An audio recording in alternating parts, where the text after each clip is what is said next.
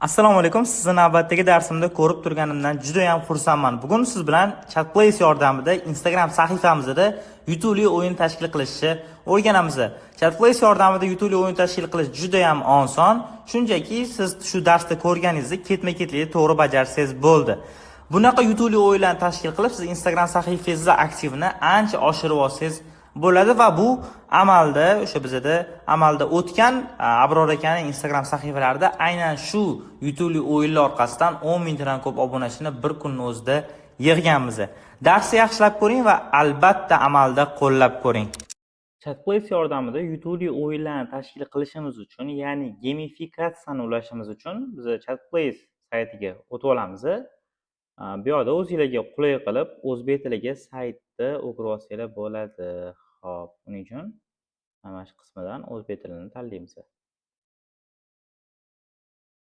Xo'p, o'zi yutuqli o'yinlar nimaga kerak deydigan bo'lsanglar, Instagramda aktivni oshirishga bu juda ham yaqindan yordam beradi.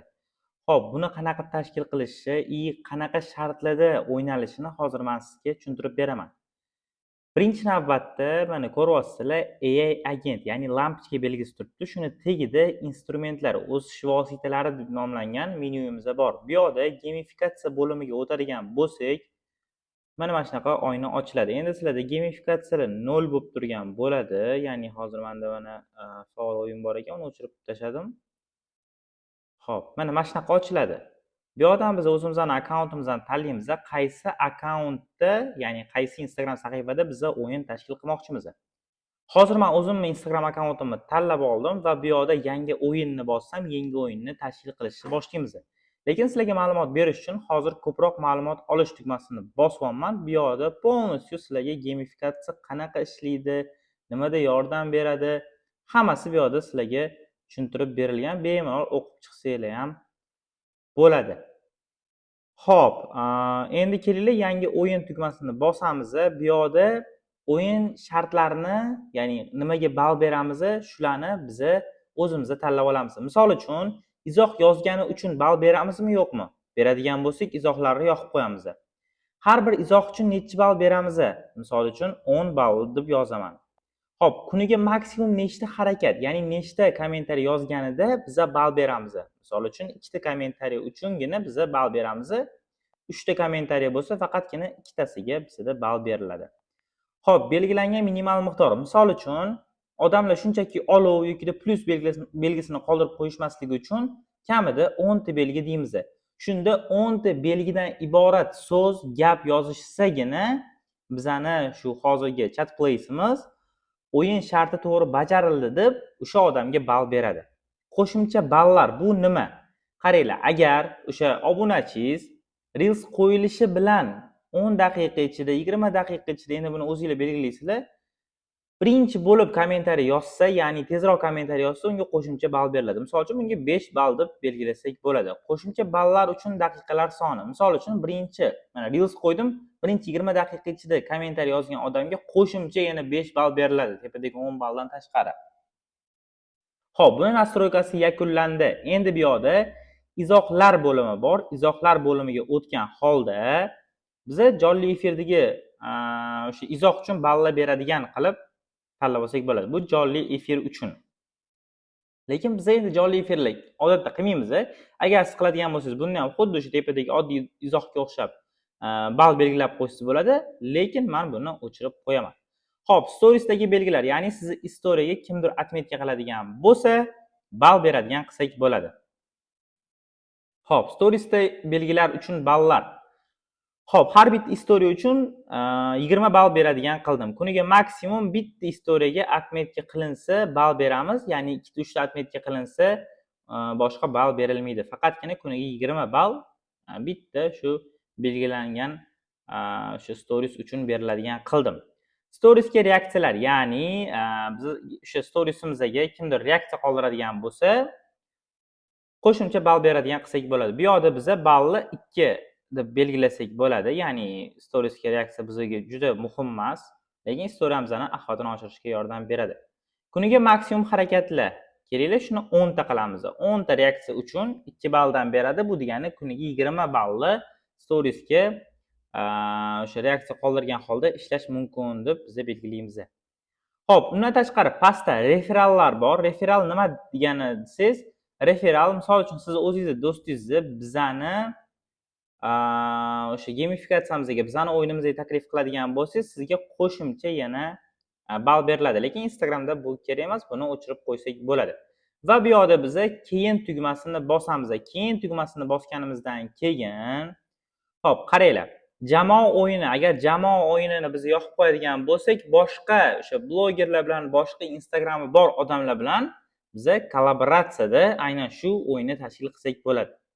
Bizga bu kerak emas, obunachilar uchun faqatgina o'yinimizda obunachilarim qatnashsin deydigan bo'lsangiz, obunachilar tugmasini bosib, faqatgina obunachilar qatnashadigan qilib qo'ysangiz bo'ladi. Bu sizni yangi kelgan auditoriya obuna bo'lishiga ham yordam beradi.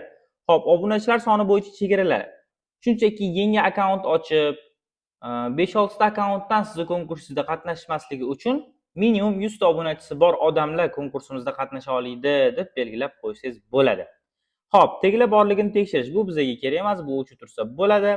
Harakatlarni hisoblagichni qayta o'rnatish vaqtini biz 00:00 qo'yib qo'yamiz, ya'ni har kuni soat 12 da bizada shu misol uchun yozilgan kommentariyalar soni, belgilangan stories soni yangilanib boradi.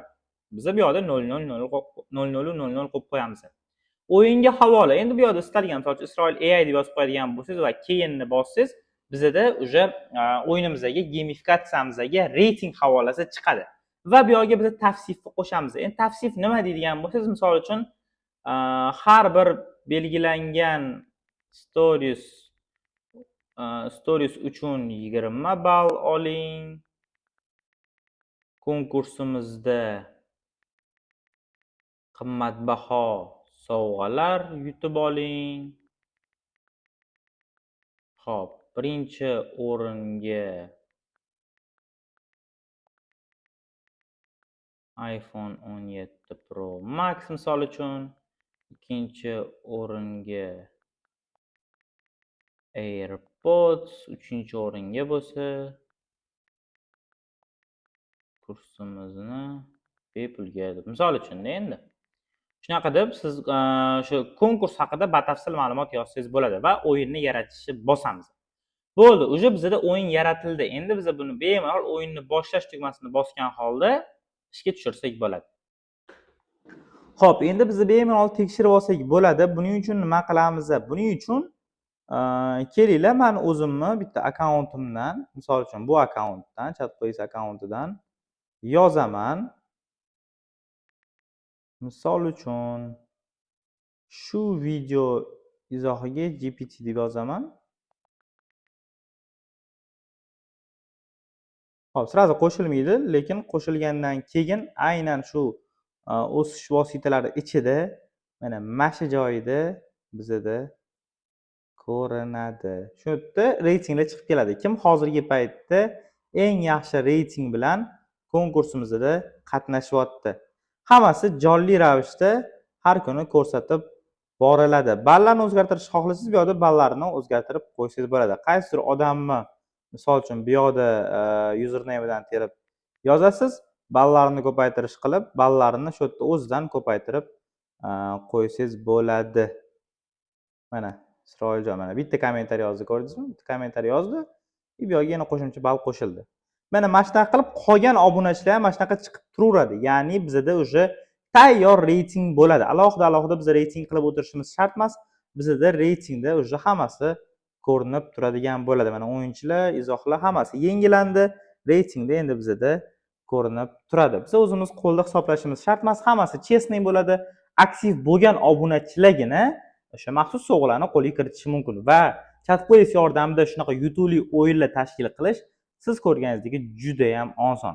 Endi qo'shimcha qilib, misol uchun Telegramda ham buni yasasangiz bo'ladi. Telegram uchun maxsus shablonlari bor. Shablonlardan foydalangan holda bemalol siz Telegram botni o'zida ham aynan shunaqa gamifikatsiyalarni tashkil qilsangiz bo'ladi. O'sha yaratish bo'limining ichida tayyor shablon bo'yicha kirganingizda bu yoqda pastida tayyor gamifikatsiyani mana Telegramdagi o'yin degan turibdi.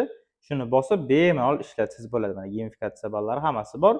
O'zi tayyor shablon, shunchaki o'zingizni Telegram botingizga yoki Instagram sahifangizga ulaysiz. Sizga uyga vazifa bo'ladigan bo'lsa, agarda blogingiz katta bo'lsa, bitta gamifikatsiya qilib ko'ring. Bu qanaqadir qimmatbaho sovg'a berishingiz shart emas. Oddiy prompt beraman yoki qanaqadir qo'llanma beraman, qanaqadir dars beraman desangiz ham bo'ladi. Shunchaki boshlanishiga test qilib ko'ring. Хотя бы akkauntingiz katta bo'lmasa ham, hech bo'lmasa shu gamifikatsiyani ulang va bizga uyga vazifa sifatida yuboring. Xudo xolisa hammasini tekshirib chiqamiz. Darsni oxirigacha ko'rganingiz uchun rahmat. Darsdan maksimum foyda olish uchun siz albatta darsda ko'rgan narsangizni amalda qo'llashingiz kerak bo'ladi. Xudo xolisa hammasi sizga foydali bo'ladi degan umiddaman. Keyingi darsda ko'rishguncha salomat bo'ling.